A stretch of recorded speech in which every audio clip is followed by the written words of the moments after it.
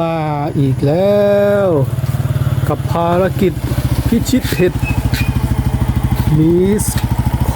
เลาะโคกมื้อนี้เพิ่นซ้อมใหญ่ครับ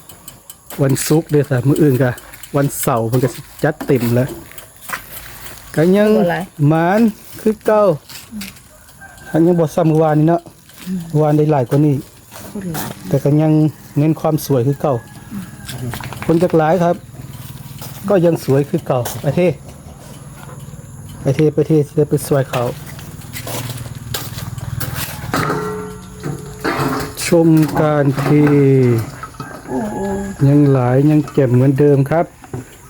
วันศุกร์ภารกิจพิชิตเห็ดของมิสเลาะโคกวัน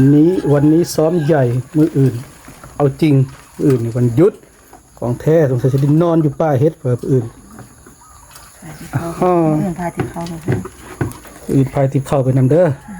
กินข้าวอยู่พูดแล้วกับทีมงานเพิ่นสวยงามคือเก่าครับสวดพาเข้าพี่น้องเอ้ยแจ